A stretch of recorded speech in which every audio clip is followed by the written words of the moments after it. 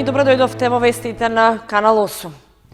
Владата размислува за повлекување на дел од концесиите за изградба на мини хидроцентрали во државата. Таква најава даде премиерот Зоран Заев, но не изнесе детали дали на списокот ќе се најде и мини хидроцентралата на Мала река кај Браната Градче. Дел од концесиите што веќе им се доделени на инвеститорите за изградба на мини хидроцентрали ќе бидат повлечени. Реакциите на граѓаните даваат резултат, поради што во владата веќе се размислува да се направи таков чекор. Сепак, главна причина за повлекувањето ќе биде утврдено непочитување на стандардите или доколку објектите се наоѓаат во заштитено подрачје. Најава за повлекување на концесиите и за раскинување на договорите даде премиерот Зоран Заев, при што не излезе со детали дали и изградбата на мини хидроцентралата на Мала река ќе се најде на владиниот список. Дел да, ќе се повлечат, заради тоа што невозможно е да се спроведат, заради тоа што реакциите на екологисти и на граѓаните се аргументирани, еден дел не, заради тоа што нема никакви аргументи. Така да, не знам, хидроцентралата поставена пред лезот на водата во Скудриња, нема не здрава логика. Да била барем после тоа, а водоводот да биде изграден и да биде секако заштитен, како вода за пиење, е вредно за размислување. Го кажувам како контрааргумент, но уште еднаш да напоменам. Цела Европа малите хидроцентрали ги смета како исклучително обновливи извори за енергија, затоа што по стандардите, значи враќање на природата комплетно и отварање на римната патека. Останува вода само што ја врти турбината. Но по стандарди, веројатно кај нас реакцијата, кажуваме ви оправдана, заради тоа што не се градило секој пат по прописи.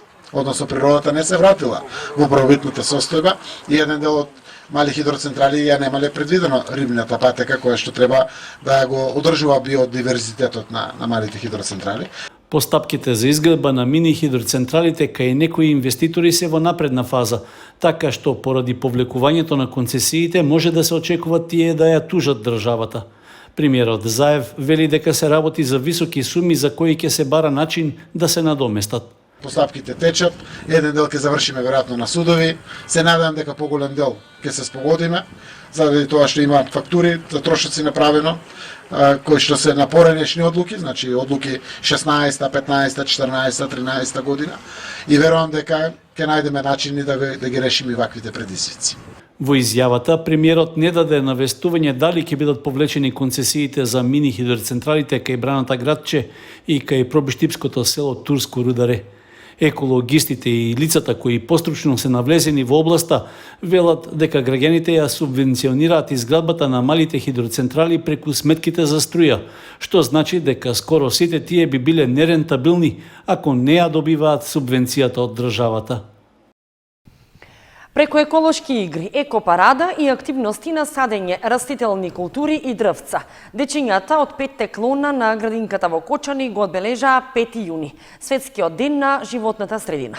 Активностите се дел од проектот Мојата околина, мојот дом и е продолжение на проектот кој што градинката го започна минатиот месец, а се однесуваше за едукација за селекција на електронски отпад и отпадни батерии и акумулатори. Со едукативни и креативни активности и со екопарада низ градот со децата од 4 и 5 години, детската градинка Павлина Велјанова во Кочани го одбележа 5 јуни, светскиот ден на животната средина. Преку активностите децата пренесуваа еколошки пораки за заштита на животната средина, пред се од опасниот електронски отпад. Во дворот на градинката децата садеа растителни култури во ботаничарските градини, кои подоцна ќе ги одгледуваат и ќе научат од каде доаѓа храната, што значи и со тоа се формираат и здрави навики во исхраната. Освен растителни култури, децата садеа и цвеќиња и зимзелени дрвца, а цртаа и цртежи за заштита на околината и правилно го селектираа отпадот. Најпрво во текот на месец март имавме собирање на отпадни батерии, каде децата се запознаа со електронскиот отпад кој треба да се складира и да не биде во употреба. Сега денес продолжуваме со активностите по повод 5 јуни, денот на светскиот ден на животната околина. Во сите објекти на нашата градинка што се во склоп на Павлина Велјанова имаме различни активности.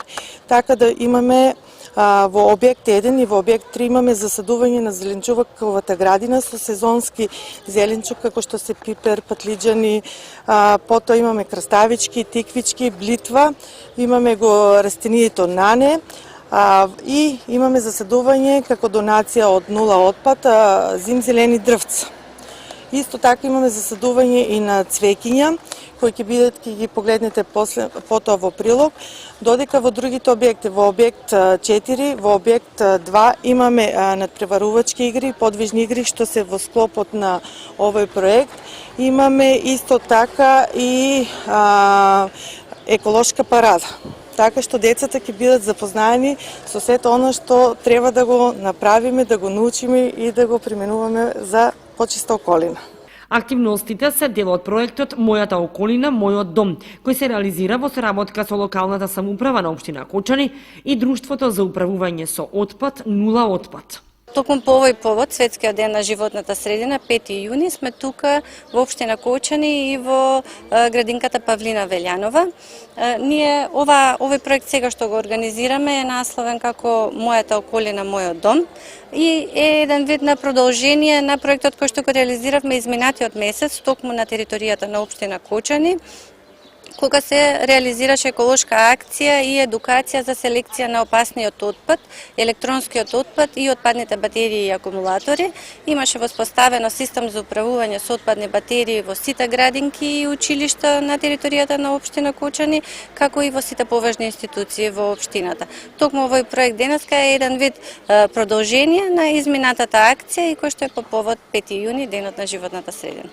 Од Друштвото за управување со отпад Нула отпад од Скопје ја потенцираа отворената линија 070 236 000, број на кој може граѓаните да се јават доколку имаат електронски отпад, како би можело да дојде служба и да им го транспортира и правилно селектира електронскиот отпад. Во соработка со комуналното јавно предпријатие Водовод пак се работи и на одредување место, каде што би можеле сите граѓани кои имаат електронски отпад да дојдат да го складираат на местото кое ќе биде наменето само за електронски отпад. Со свечен концерт, основното музичко училиште Ристо Јоруков го одбележа патрониот празник. Концертот се одржа на споменикот на Слободата, а во програмата настапија 20 на ученици.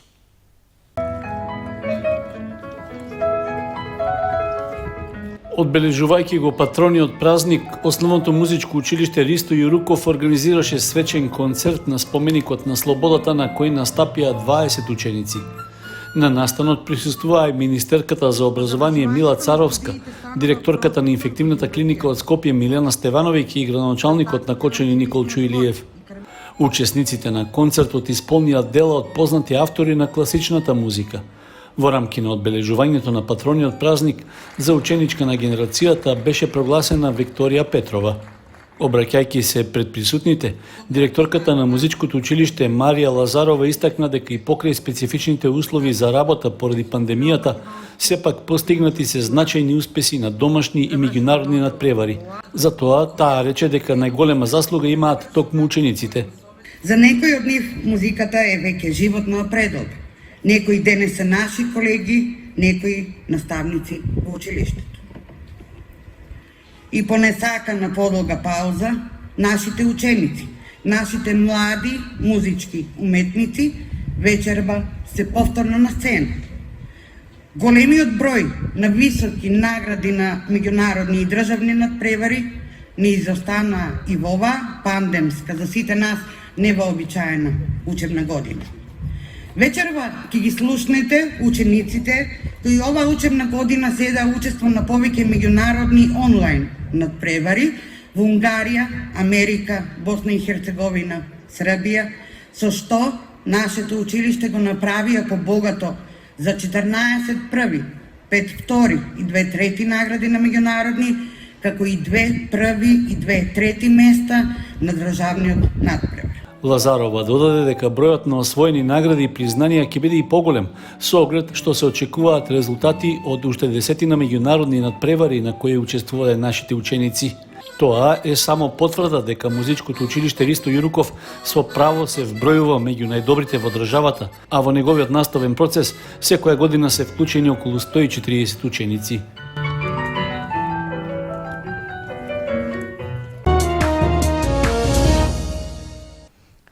Караванот на промоции на економска понуда стигна и во Виница. Економските промотори, советници од Обединетите Арапски Емирати, Германија, Турција и Полска на работен состанок со градоначалникот Ивица Димитров се запознаа со можностите и капацитетите за инвестиции, извоз и туристичка понуда во општината. Караванот на промоции на економска понуда кој економските промотори од земјава во светот го извршуваат ширум Македонија, го продолжија и во општина Виница. Економските советници од Обединетите Арапски Емирати Бекри Ајдини, Германија Абдел Джемил Саити, Турција Сузана Тунева и Полска Илија Псалтиров, како и директорот на Директоратот за економска и јавна дипломатија Игор Попов, имаа работен состанок со градоначалникот на општина Виница Ивица Димитров и секретарот на општината Митко Илиевски. Целта беше да се запознаат со можностите и капацитетите за инвестиции, извоз и туристичка понуда. На состанокот од страна на градоначалникот Димитров им беше презентирана стратегијата за развој на туризмот во општина Виница за 2020-2024 година, каде акцент се става на можностите за развој на бајнскиот туризам како локално и регионално природно богатство. Презентирани се и сите значајни културни настани кои се одржуваат во општината и кои придонесоа општина Виница да биде избрана за град на културата за 2019 година. Го посетија и музеот Теракота и се запознаа подобро со историјата на градот, кој надалеку е познат по единствените и уникатни теракотни икони. Состанокот продолжи во просториите на Мак Прогрес и Винчини, гигант во полето на кондиторско-пекарската индустрија. Скромно поради пандемијата, но со мини свеченост и положување цвеќе, Основното училиште Никола Парапунов во село Драгобраште Виничко го одбележа својот патронен празник. Основното училиште Никола Парапунов во село Драгобраште Виничко го прослави својот патронен празник. Директорот на училиштето Мијалчо Пешов во придружба на наставничката Кристина Харалампиева и Јасминка Петрова положија свежо цвеќе на бистата на патронот. Цвеќе положија и градоначалникот на општина Виница Ивица Димитров и претседателот на Советот Тони Велков. За оваа пригода, учениците и нивните ментори подготвија едночасовна културно-уметничка програма со музички точки, извадок од драмски представи и скечови. На свеченоста по повод патрониот празник се читаше за животот и делото на Парапунов, кој пострада за слободна Македонија и за нејзино ослободување. На крајот на 1943 година загинал кај местноста Сува Чешма во близина на селото Бараково, Горно Џумајско, во борба против бугарската полициска заседа. Во чест на неговото дело, ово училиште гордо го носи неговото име.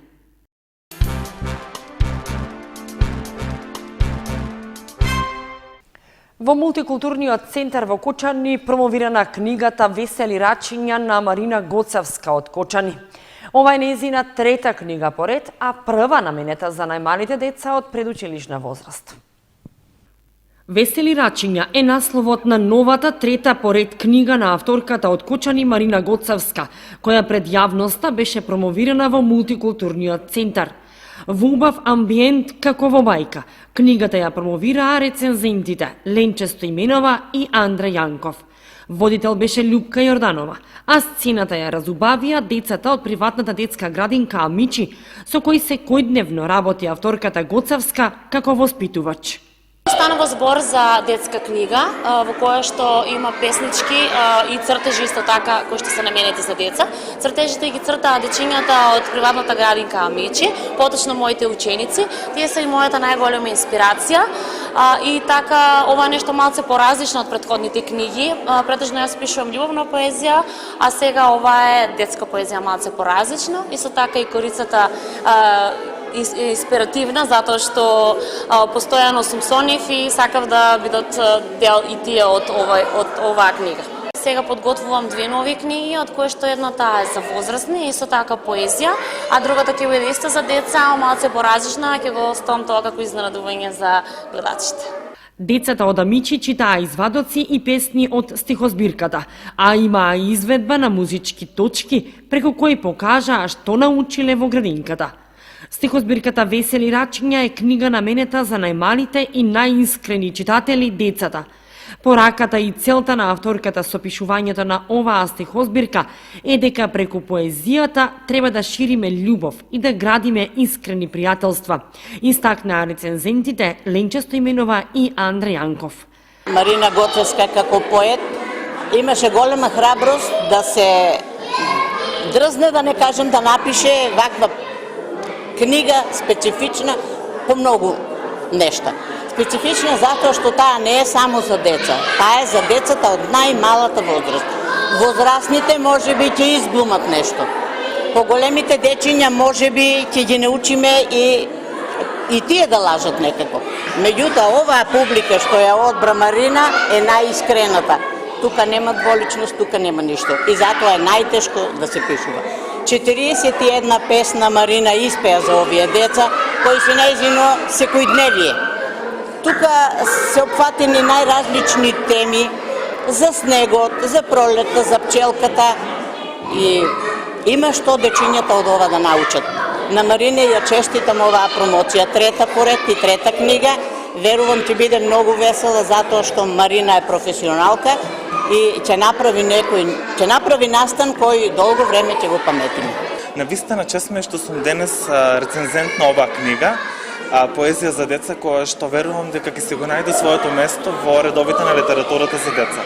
Марина Гоцевска е една современа писателка која што слободно можем да кажем дека одлично плива во водите на педагошката гранка, но и за творење на најубавата литература, литературата за деца. Да се пишува литература за деца навистина значи да се познават многу сфери во животот, а пред се да се има животно искуство, за да може да се твори и да се зборува за оно што децата го сакаат, за нивните афинитети, импресии и желби во животот. Уште еднаш нагласувам дека ми е посебно чест што сум рецензент денес на оваа книга и од срце посакувам безброј убавени успеси на колешката Марина Гоцевска. Творечката дејност на Марина Гоцевска е богата, разнолика и сликовита. Затоа сведочат и големиот број дипломи, награди, трофеи и сертификати за учество на домашни и странски конкурси, манифестации и литературни средби. Ова е нејзина трета книга. Досега ги има напишано и промовирано Кога срцето гори 2017 година, за која доби награда за книга за млади до 17 годишна возраст, и Сакам љубов да дишам 2019 година, за која ја доби наградата за книга на годината. Промовирана новата книга на карикатуристката и афористичарка Ленче Стоименова од населбата Оризари. Станува збор за прва книга која не содржи песни или афоризми, туку карикатури со ликот на сатиричарот Миле Ѓоргиовски од Делчево. Безобразно голем е насловот на книгата Карикатури на авторката Ленче Стоименова од населбата Оризари, која што беше промовирана во Делчево.